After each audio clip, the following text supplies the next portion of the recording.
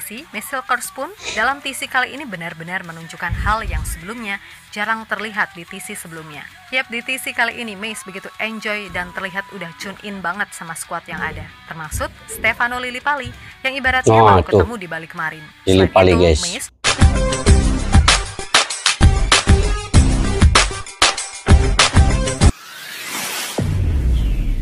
Assalamualaikum dan salam persaudaraan, salam sepak bola. Selamat bertemu kembali guys di channel Askalani Studio. Apa kabar semua? Semoga dalam keadaan sehat walafiat, sentiasa kalian dimurahkan rezeki, dan juga saya mendoakan sentiasa sukses dalam apa jua yang kalian usahakan guys. Oke, sehari lagi guys, esok Indonesia akan melawan Cina. Hidup mati timnas Indonesia untuk ke Piala Dunia 2026 adalah esok tanggal 5 Juni. Adakah kita sudah bersiap sedia? Saya pasti dan saya punya keyakinan yang tinggi timnas Indonesia akan mendapat 3 mata penuh, 3 poin penuh di Stadium GBK dengan kehadiran puluhan ribu supporter Indonesia dan dengan kesungguhan pemain. Saya juga ingin mendoakan semua pemain dalam keadaan kondisi yang cukup baik pada esok hari, dengan kebugarannya, dengan staminanya, dan saya juga mengharapkan pemain-pemain yang berpengalaman berkarir di Eropa itu dapat dijadikan pemain-pemain utama ataupun pemain inti. 11 pemain utama didahulukan dalam laga melawan China ini. Tetapi itu terpulang kepada pelatih lah kan, karena beliau lebih mengetahui keadaan pemainnya dan mereka lebih tahu. Patrick Kluivert, Ian Lanzat dan juga Pastor lebih mengetahui bagaimana kondisi kesemua pemain ini, dia punya kebugaran dan sebagainya. Jadi kita hanya mengikuti taktikal yang direncanakan oleh pelatih ini. Cuman kalau mengikut mata kasar kita adalah lebih baik untuk pemain-pemain yang berkarir di Eropa itu menjadi pemain-pemain inti, karena mereka punya pengalaman, mereka sudah biasa dengan keadaan suasana perlawanan yang sekondusif lawan China ini, karena ini adalah hidup mati kedua-dua tim ini. China juga perlukan kemenangan. China juga berusaha untuk menang ke atas Indonesia itu, karena target mereka datang ke GBK itu untuk menang ke atas timnas Indonesia. Jadi harus waspada juga di situ guys. Oke, hari ini saya ingin reaksi terkait dengan Miss Hilges tunjukkan hal tak terduga. Bang J akui Kluivert siapkan peran khusus curhatan Kevin viral di Eropa. Apakah di sebalik video ini? Yuk kita simak sama-sama guys.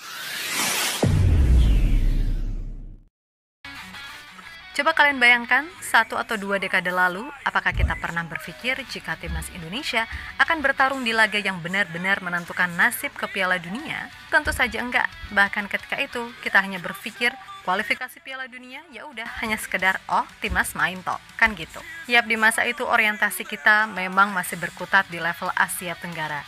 Namun dalam 2 tahunan terakhir, semuanya telah berubah dan kita bahkan sekarang berani menatap level yang lebih tinggi. Jelas semua nggak mudah, karena memang untuk mencapai panggung tertinggi ada beragam jalan terjal baik dari internal maupun eksternal. Dan sekarang kita benar-benar ada di ambang pintu yang nyata.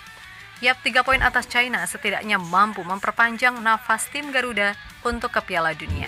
Kendati realistisnya harus melalui round 4 dahulu. Dalam hal ini, semua fokus konsentrasi sop pasti benar-benar diterapkan. Itulah kenapa para pemain benar-benar diminta buat melakukan apapun demi bisa tampil maksimal. Dalam kesempatan ini bukan rahasia lagi jika kita sangat menanti debut Michelle Kors di GBK. Dan Mei sadar jika ia harus bersaing dengan pemain lain untuk mendapatkan kepercayaan. Satu hal yang positif, di TC kali ini, Mace benar-benar enjoy serta berhasil membangun nuansa positif bareng rekan-rekannya.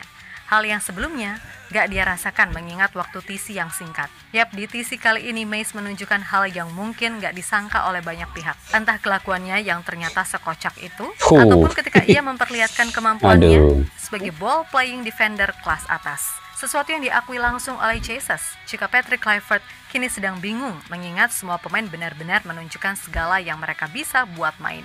Di sisi lain, ada kabar yang cukup gak enak datang dari Kevin Dix. Bukan, ini bukan soal cedera lagi, tapi lebih ke faktor non-teknis yang berkaitan dengan keluarganya. Di mana Kevin cukup merasa kecewa dengan beberapa fans timnas yang sama sekali nggak bisa menjaga privasi keluarganya. Dan curhatan Kevin ini rupanya cukup jadi perbincangan di Eropa. Sebab di sana privasi adalah yang sensitif, yang mana kita semua tahu ini nggak berlaku bagi banyak orang-orang di sini yang kebelet FYP. Hayo loh, siapa yang nggak sabar buat lihat timnas main? Hehe, sabar ya, bentar lagi kok. Ya mudah-mudahan aja sih di masa krusial persiapan ini gak ada hal-hal atau drama-drama yang bikin suasana jadi keruh. Karena seperti yang udah-udah, pasti selalu ada aja pihak-pihak yang hobinya bikin sensasi gak jelas, yang ujung-ujungnya menimbulkan kegaduhan. Kayak kemarin ramai ini dibahas. Kok latihan timnas disiarin pas TikTok sih? Hello, makanya kalau punya HP tuh gak usah sibuk cari bahan hujatan. Noh, tim-tim besar dunia pun udah sering kok bikin live modelan gituan. Ya kali admin timnas naif itu nge-live pas lagi taktikal. Yang ada dia malah yang diselengkat sama PSSI, kan gitu. Lihat deh, yang di-live kan cuma pas sesi fun-fun aja, atau pemanasan, atau ya rondo-rondo gitu. Dan itu lumrah kok di mana-mana. Jadi buat akun-akun yang kebelet FYP, cerdas lagi kalau mau bikin sensasi. Nah, kita lanjut ke pembahasan. Maaf ya, Mimin agak emosi tadi. Ya, persiapan timnas Indonesia jelang laga versus China ibaratnya udah 80-90%. Di mana tinggal detail-detail kecil yang perlu dimatangkan sebelum nantinya tempur di tanggal 5. Dan semua pasti penasaran. Siapa starting line up yang akan dipasang tim pelatih? Untuk kiper jelas Emil Audero sebagai pengganti dari Martin Paes. Nah, yang bikin seru, kalau skemanya 3-4-3 lagi, maka 3 back di belakang inilah yang sering banget jadi pembahasan. Sebab di sana udah ada trio Jay, Rido, dan Hubner. Tapi di satu sisi, Mesilkers pun dalam TC kali ini benar-benar menunjukkan hal yang sebelumnya jarang terlihat di TC sebelumnya. Yap, di TC kali ini Mace begitu enjoy dan terlihat udah tune in banget sama squad yang ada. Termasuk Stefano Lillipali yang ibaratnya baru ketemu di balik kemarin. Selain itu, guys, Mace juga asli udah nyaman. Sekejap guys, saya ingin bicara terkait dengan Lillipali ini. Karena Lillipali ini dulu pernah juga menjadi pemain timnas Indonesia, kemudian disingkirkan karena mungkin cedera dan sebagainya, tetapi kini dipanggil semula oleh Patrick Kluivert, mungkin disebabkan oleh karena Marcelino Ferdinand itu mendapat kartu merah, tidak bisa bermainnya, dia absent untuk perlawanan esok melawan China ini. Jadi siapa yang layak untuk bergandingan dengan Oliver ini? Saya sangat setuju dengan pemanggilan Lillipali ini. Walaupun beliau ini sudah berusia sedikit ya, tetapi dari segi performan, dari segi kematangan dalam mencari peluang untuk cetakan gol itu ada pada sosok Lillipali ini. Jadi kalau dua sosok ini bergandingan oleh Romini dan juga Lillipali, pasti akan lebih seru di bagian lini serang. Ini akan membuatkan pertahanan China juga akan mungkin kucar-kacir ya, melihat dua penyerang serangkai yang punya kekuatan tersendiri ini. Tapi kita lihat bagaimana besok nih guys. Saya sangat mengharapkan kedua pemain ini dapat bergandingan dalam pemain utama ataupun first 11 nanti.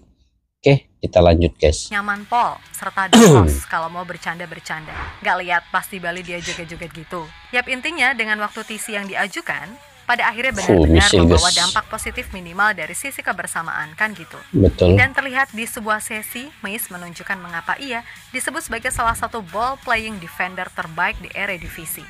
Terlihat sederhana, tapi dari cara dia passing udah kelihatan levelnya emang beda. Nah, salah satu poin lain yang bikin Mace seolah-olah tampak sulit banget main di pertandingan sebelumnya adalah ketiadaan DM yang benar-benar bisa mengcover area dengan bagus. Itulah kenapa hadirnya Joy Pelupesi dianggap akan bisa membantu Mesilkers mengeluarkan potensi terbaiknya sebagai ball playing defender. Masalahnya, hal inilah yang justru menjadikan Patrick Kluivert dalam tanda kutip akan kebingungan untuk menentukan siapa yang akan jadi starter. Di mana itu juga diakui langsung oleh Jesus. Yap, Bang Jai menjelaskan jika Patrick Kluivert sedang pusing menentukan siapa pemain yang akan dibawa melawan China dengan banyaknya pemain berkualitas di tim sekarang ini. Ingat, ini jatuhnya mumet positif loh ya. Ntar dipelintir lagi, salah lagi, dihujat lagi. Hadah, kami beruntung memiliki banyak pilihan. Menjadi pilihan yang sulit bagi pelatih ketika semua sudah bergabung. Betul. Ucap Jay pada media. Ini yang kesulitan pelatih ini ya. Di sisi lain ada kabar yang benar-benar membuat Mimin kembali gak habis pikir sama kelakuan beberapa fans timnas yang kebelet FYP. Di mana kabar ini sendiri datang dari Kevin Dix. Yap, kita semua tahu jika Kevin datang ke Jakarta barengan sama istri dan anaknya. Dan semua tahu selama ini Kevin sangat menjaga betul privasi keluarganya yang mana so pasti muka anaknya. Tapi ketika di Indonesia, walah semuanya di-spill, bahkan sampai ada yang rekam sembunyi-sembunyi. Kemudian disebarluaskan. Yap, curhatan Kevin Dick sendiri di-up oleh salah satu akun fanbase dari Mesilkers. Intinya dalam hal ini, Kevin benar-benar merasa kecewa. Dan curhatan Kevin ini seketika jadi perbincangan di Eropa. Sebab di sana, privasi keluarga adalah hal yang sangat dihormati. Lah di sini, ya udah semuanya diburu demi satu kepentingan yaitu FYP. Dan nggak usah alasan apapun, pasti arahnya ke sana. Yang ngefans boleh-boleh aja, tapi kita juga harus tahu batas-batasannya. Ingat, negara kita tuh udah banyak jadi lelucon negara lain loh. Mulai dari SDM 78 lah, hingga so-soan mau ngakuin Israel kalau mereka pergi dari Gaza. Intinya, kalau pemerintah kita udah lucu, ya tunjukin kalau rakyatnya nggak gitu. Jadi please banget, tolong hargai privasi pemain karena biar gimana pun, mereka adalah aset berharga negara kita yang bisa jadi.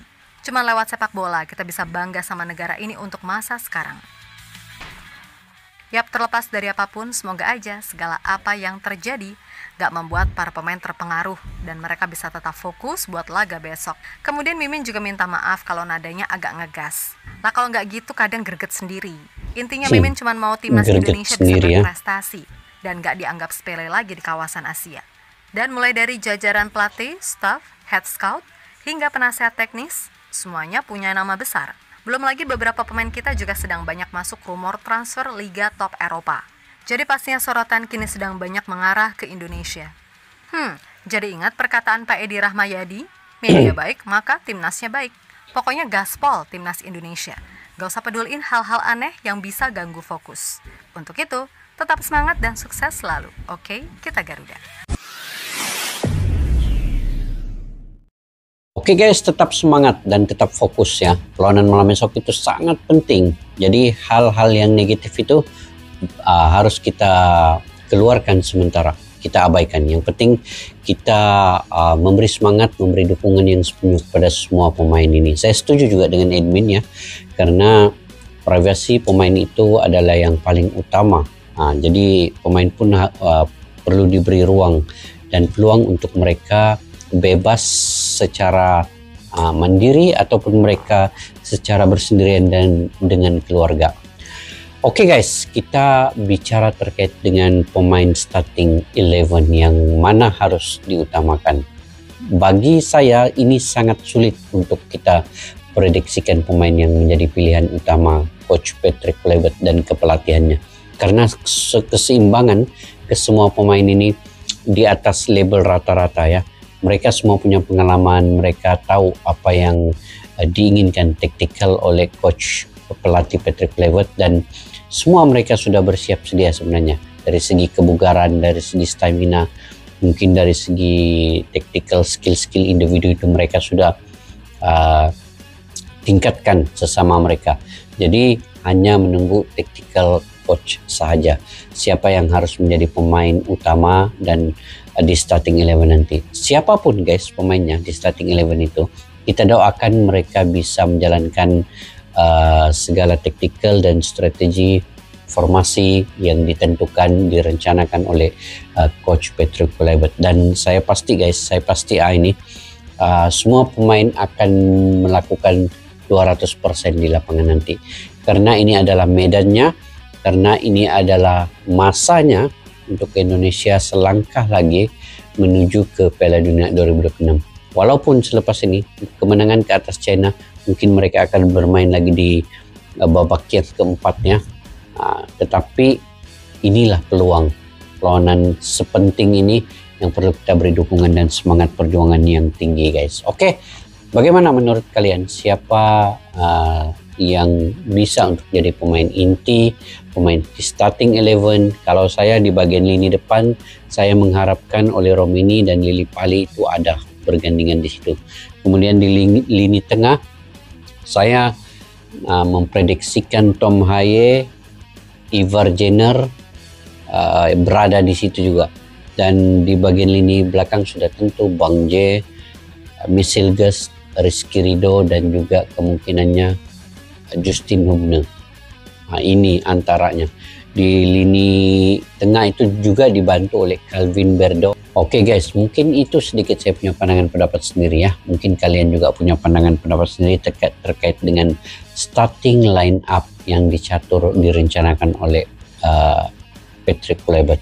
Jadi kalian komentar di ruang kolom di bawah. Sampai kita jumpa lagi. Assalamualaikum warahmatullahi wabarakatuh. Bye-bye. Askalana Studio untuk kita channel yang bereaksi tentang apapun yang ada di Indonesia, channel YouTube dari Malaysia di Askalani Studio. Jika mau tahu tentang Indonesia, ayo like and subscribe channel kami Askalani Studio. Askalani Studio.